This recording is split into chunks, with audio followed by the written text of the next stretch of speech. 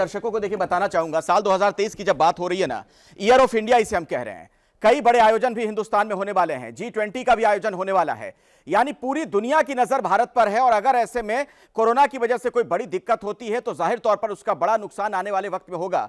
राखी जी, अर्थव्यवस्था के लिहाज से भारत के संदर्भ में आप कैसे देखती हैं आने वाला साल? खतरनाक स्थितियां तो मुझे नहीं दिखती, लेकिन एक स्थिति है, जैसे ही विक्रम संवत बदलने वाला है मार्च में, उस टाइम पर हमें स्किन और दांतों से जुड़ी हुई नई नई समस्याओं का सामना करना पड़ेगा। और चीन के लिए अभी हालात 17 जनवरी के बाद और भी ज्यादा खराब हैं कोविड को लेकर। अगर इस तरीके के हालात बनते हैं, स्वास्थ्य को लेकर इंसान को नुकसान होता है, अर्थव्यवस्था की हालत खराब होती है और युद्ध के हालात बने ही हुए हैं पहले कई देशों में हम देख रहे हैं, तो क्या उस तरफ भी जा रही है पूरी दुनिया, अशांति की तरफ? जी बिल्कुल। सबसे पहले तो एबीपी के सभी दर्शकों को मैं नए साल की शुभकामनाएं देना चाहूँगी। चाहे कोई भी कुछ भी कहे, लेकिन अप्रैल से लेकर अक्टूबर की जो स्थिति है वो कोरोना की थोड़ी सी यहाँ पर क्रिटिकल होगी, क्योंकि यहाँ पर शनि की नीच दृष्टि भी मेष राशि पर रहेगी। और जो शनि है वो लॉन्ग टर्म डिजीज देते हैं, अस्थमैटिक यानी सांस से रिलेटेड प्रॉब्लम्स देते हैं, तो कहीं ना कहीं गुरु और राहु को पीड़ित करेंगे।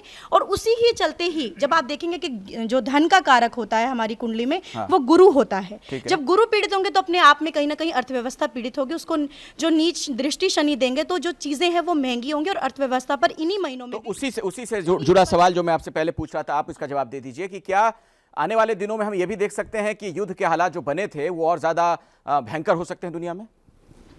देखिए अखिलेश जी, सबसे पहले तो मैं शुभकामनाएं देता हूं हैप्पी न्यू ईयर की। और हमारा नव वर्ष आएगा 22 मार्च को। बुध राजा हैं और शुक्र जो है महामंत्री हैं।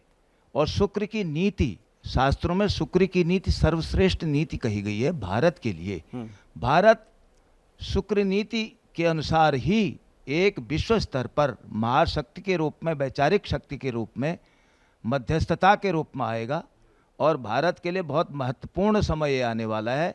और कोरोना का कोई ज़्यादा विभीषिका हल्का फुल्का रहेगा, बल्कि 24 तक, क्योंकि हमारा जो संवत्सर चलेगा जी 24 तक चलेगा, मार्च तक।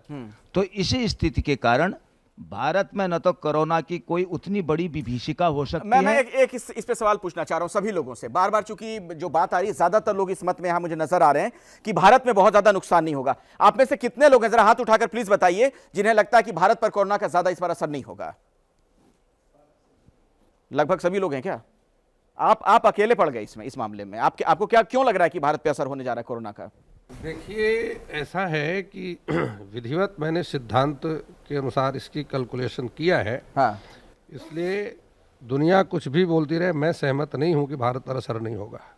भारत पर 100%। नहीं तो कौन सी गणना है, थोड़ा बताइए उसको तार्किक आधार पे, क्या किस वजह से आप कह रहे हैं? खडनम भयातम भभोगो धृतम तत् कतर्कग्न युक्तेश युक्तम द्विनिघ्नम नवाप्तम शशि भाग पूर्वस्तु भुक्ति खखा भ्रष्ट वेदा भोगेन युक्ता। ये चंद्र स्पष्ट का सूत्र है। अच्छा। और चंद्रमा सबसे खराब अष्टम भाव पर होता है। और वर्ष आरंभ में चंद्रमा अष्टम भाव पर ही राहु के साथ में युति बना रहा है। वहां पर भी केतु का संबंध, जो नक्षत्र संबंध बन रहा है, यह किसी स्थिति में भी नजरअंदाज करने की स्थिति नहीं है। क्या मजबूरी है मेरी, बताइए। मैं अभी आपको बताती हूँ कि मैंने ओए होए होए होए, नमकीन के चटकारे लेते हुए टकटकी मार के डिबेट शो को पॉज रिपीट कर करके देख रहे हैं जोगिंदर जी। इनकी तरह आप भी देखें अपनी फेवरेट डिबेट्स को रिपीट कर, और डाउनलोड कीजिए एबीपी लाइव ऐप अपने स्मार्ट टीवी पर।